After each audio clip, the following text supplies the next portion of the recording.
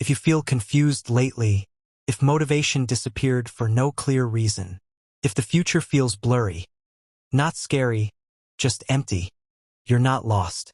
What's actually happening is more unsettling. Your old identity is collapsing, and no one teaches you how to survive that phase.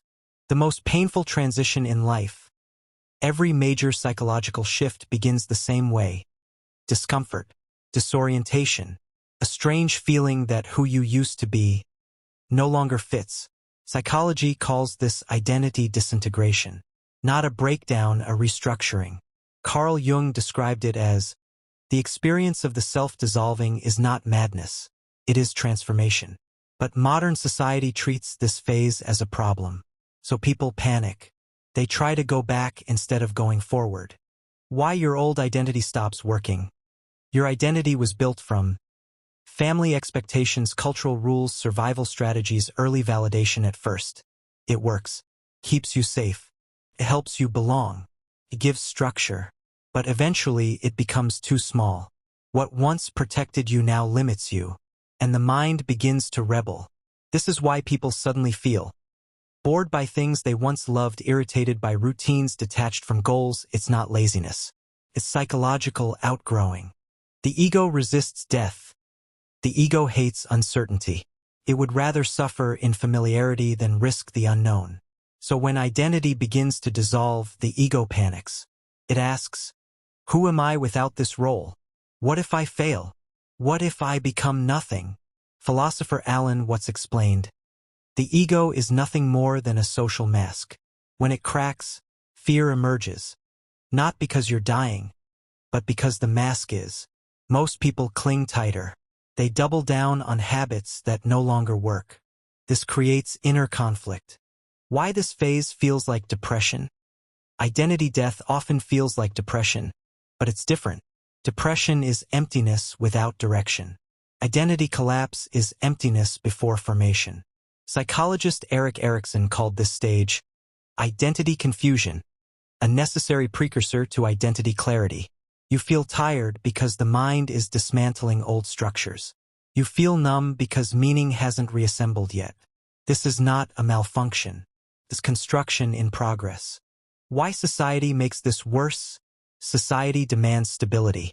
Choose a label. Stick to a path. Explain yourself clearly.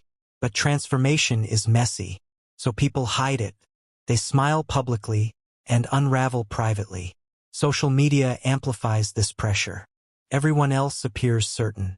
So you assume, something must be wrong with me. But what's wrong is pretending growth should be comfortable. The void is not the enemy. In philosophy, this phase is called the void, not emptiness, potential.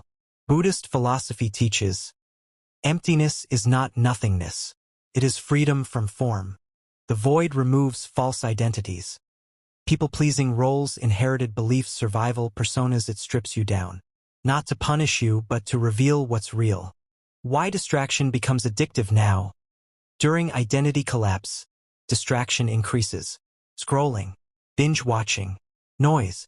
Not because you're weak, but because silence forces confrontation. In silence, the mind asks, who am I becoming? That question is terrifying. So people avoid it. But avoidance prolongs the suffering. Signs you're actually evolving. You are not failing if old goals feel meaningless, you crave solitude, you question everything, you feel disconnected from your past self. These are symptoms of psychological maturation. Nietzsche described this stage as the destruction of old values to make room for higher ones. But higher values take time to emerge. So the middle feels empty. What most people do wrong here, most people rush to replace identity, copy someone else's path, chase quick meaning. This leads to false reconstruction, temporary clarity, long-term dissatisfaction. True identity is not chosen in panic. It is discovered in stillness. How a new identity forms.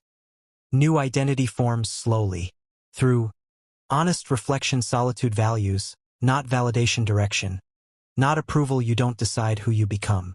You notice what remains when everything false falls away. As Jung said, who looks outside dreams, who looks inside awakens. This phase is invisible to others. No one congratulates you for inner work. There are no milestones. No applause. But this phase determines your future relationships, your tolerance for truth, your depth of thinking. It shapes the next decade of your life. Silently. Why this pain is worth it. People who endure identity collapse. Think independently, seek depth over noise, live intentionally. They stop performing. They start being. This is rare. That's why it feels lonely. Closing. Calm. Powerful. Grounded. If you feel lost right now, don't rush to fix it. Don't label it as failure. You're not breaking down. You're shedding what no longer fits. And what comes next will be quieter, stronger, and truer than anything you've known before. This is not the end of who you are. It's the end of who you were pretending to be.